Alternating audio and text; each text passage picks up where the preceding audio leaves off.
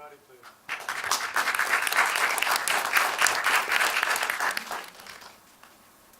Hi everyone, thanks for coming.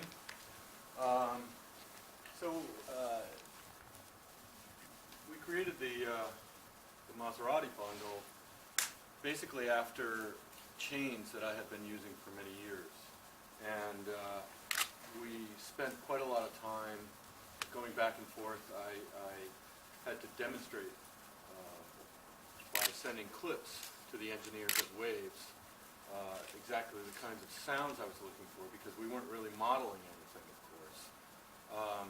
So it took a bit of time, but we came up with several things. This acoustic guitar plugin was actually created using several artists that I was working with at the time. This is Jason Mraz, and essentially what I've got going on here is an idea of my my chain, which included EQ, compression, and then we've created some auxes with a little bit of reverb and that kind of thing, all trying to mimic the sound of the chain that I had. Let's play a little bit of it. I've got two preset settings.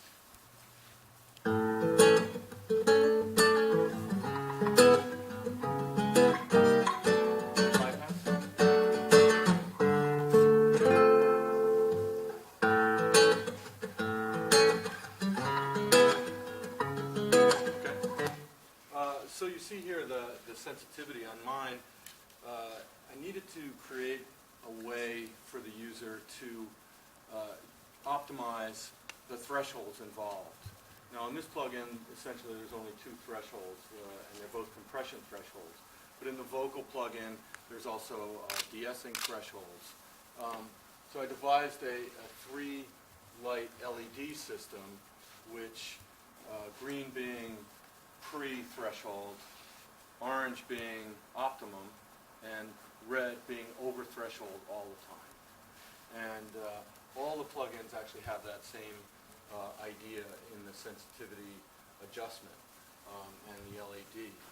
And I don't give much adjustment for the user. What I'm trying to do is create a situation where this is the ballpark of, in this case, Jason's guitar is a Martin. It's not a D body. I don't even remember. It's a smaller body guitar. And essentially, I'm in my mind thinking about, with these presets, the kind of acoustic that he would be using. And of course, I'm also realizing that the plugin works just as well on a vocal or on a clean piano sound or something. The effects are easily taken off, and the punch adjustment will give you a little bit of that shape that he's doing with his right hand. We'll accentuate that a bit. Let's just play both presets and get an idea of what's happening there. Here's preset 1.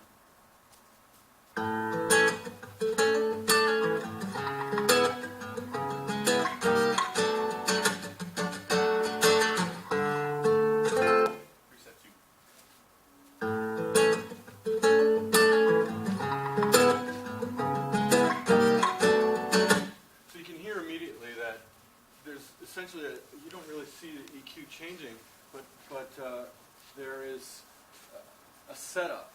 Because I'm creating these presets for, in my mind, what is a different shaped guitar or a differently played guitar. I've created an equalization ready for that different guitar, and that's where you hear the different tonality. And I've changed the effects as well slightly, because I'm assuming that there's going to be a little bit more movement in guitar too. So that's the starting places. Essentially what I'm trying to do is give the user a starting place for guitar, vocal, and the other presets that we've created. And this one and the vocal one being the cleanest and most subtle processors. Let's look at the vocal processor a little bit here. Again, same idea, presets, sensitivity knob, and minimal equalization adjustments. I've got a verb tone there because into my ear and with the way that I work my patches, I'm EQing the reverb based on whether or not it's a ballad or whether or not it's a up-tempo. All of that kind of stuff is being done. And again, I'm preparing those presets based on what I hear in my head will be used for them. And I think the user will be able to just toggle between them, figure out which one is a good starting place for the vocal that he has, and start from there. Let's play a little bit of this. Okay. Vocal 2, I think we decided was. Yeah. Yeah. This is bypassed. Okay. Oh, Sounds good. yeah. Great. I try to picture the girl through a looking glass and see her as a carbon atom. Okay. Here we are engaged.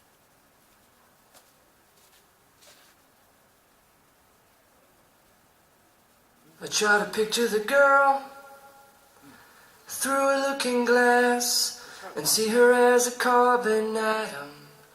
See her eyes and stare back at them. See that girl.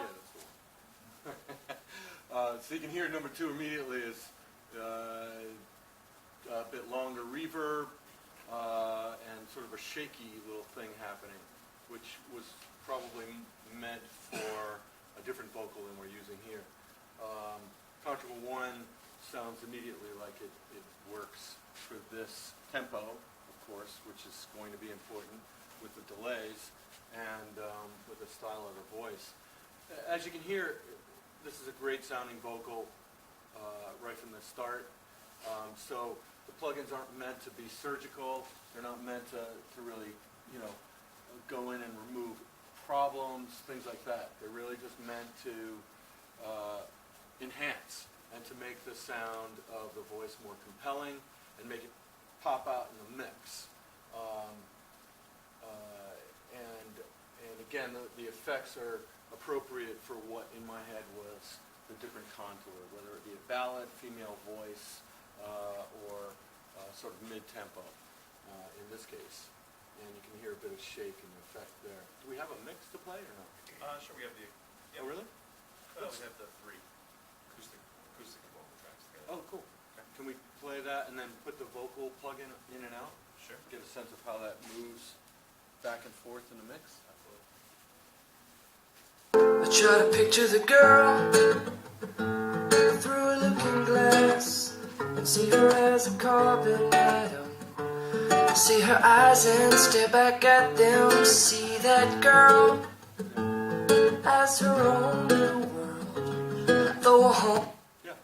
So you get the sense of where we're going with that, and it's a great starting place. And it's as I said, it's replicating my chains and my patches that I've been using for a very long time. Thanks a lot. Thanks for coming.